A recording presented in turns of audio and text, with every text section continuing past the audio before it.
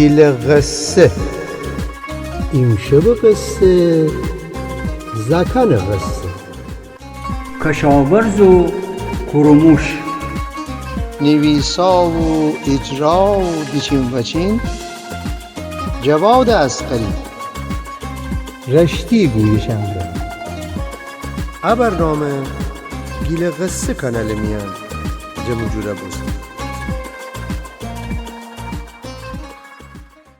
زکن جان سلام انشالله که شما حالا احوال خوب خدا رشد امی هفته قصه نامیسی زکن جان چی؟ کوروموش و کشاورز یا هم موش و کور خلاص بیشه مثل وقت داستان ایتا دهات میان ایتا کشاورز زندگی کلی که خودش خانه برجه ایتا سیمیشکا باغ داشتی سیمیشکا هم که دنده دیشیه زکن جان یعنی هو تخمه آفتاب گردن چند زمانی بود که کشاورز خیلی ناراحت بود آخر هم او سال زیاد باران نبرسته بود همین که اون زمین کمکمی خوره خشک بونده بود هر زمان هم که خوب باغ شخم زیو صاف کدی بعضی شوی خانه که نهار بخوره وقتی بگردستی امویی دی او خود صاف کده باغ همه جا بکنده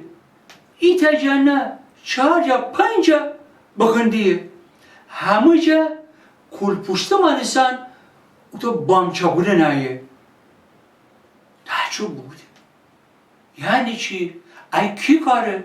می شخم بازی باغ خراب بوده ایتا روز تصمیم گیره که خوره ایتا کتم چکونه بوشو کتم بجوری برسه جو خوسته خوب خرابکار زمینه پیدا بکنه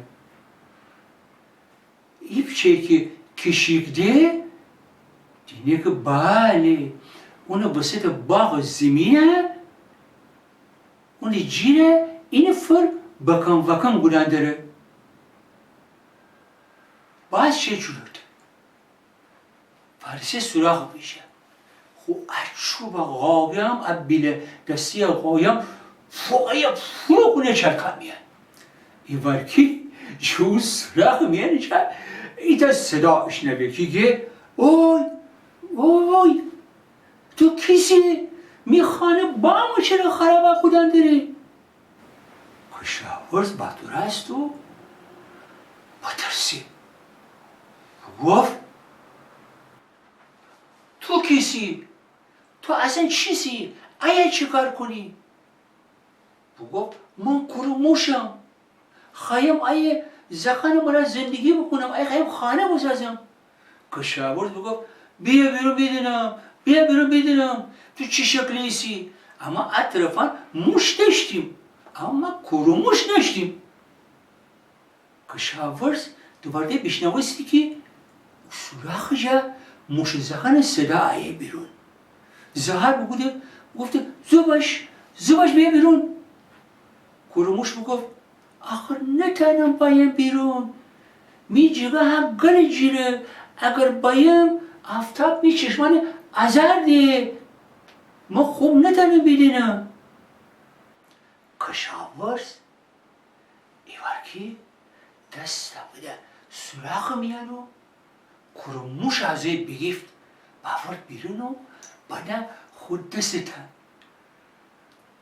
گفت وای تو چقدر نازی چقدر کچیدنی چه عقد نیم وجبم نیه چه صورتی دوم خیلی کچیدنی ده انگشت قده چه چمانم که خودکار تو کمانی خیلی کوچیکه پس حواسی ای که آفتاب چه چشمان ازت کنی تو نتانی درستی حسابی بدونی بس اون کشاورز زکن جان خود جیب میاد بیتا مشت سیمشکه بافرد بیرونو بنا اونی به جا بگفت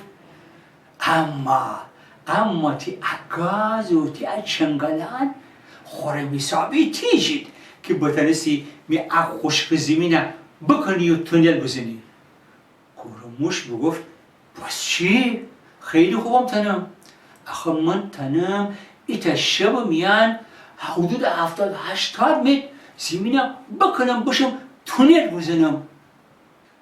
کشاورز زکن جان تا آناجه بکشه. بگفته کاشکی کوره موشه جان منم تنصیبیم تی مانسان زمینم بکنم باشم به طرف اصل جگه از اوی مرا اف گیرم ببرم که می از زمین خوشگانه بود. کوره موشه آناجی کشاورز که بیدیو بود اونه گبا بشنوست خیلی ناراحت بود.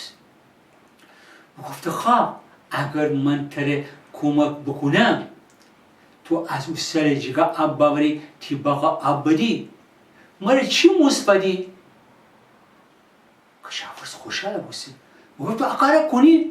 آها چرا نکنم؟ مرا چی مثبتی؟ کشاورز گفتی تو هرچی بخوای اصلا من امسال تابستان تابستان زمستان تابستان تا سیمشکا فدم شما را اجازه دم به او باغ گوشه شما را لانه شمونی تیز سکان تی رفیقان همه بوریوی قبول کنی؟ گوشه گفته چرا قبول نکنم؟ خیلی خوبم قبول کنم. خلاصه زکان جان کوره موشه بوشو به طرف خود لانه که خود رفقانه زخانه او سنه ببره کشاورز کمک بکنه کانال بکنه سلب زفرف باشه از اوی کشاورز خو آبا ببره خو زمین طرف.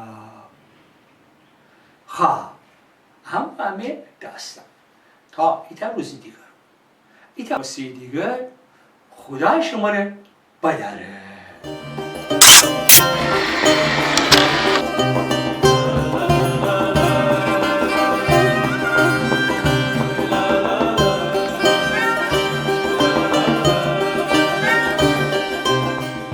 گیل قصه ایتا بهانی که گیلکی بشنویم و گیلکی ید بگیریم و گیلکی گپ بزنیم. شیمی روزگار خوش.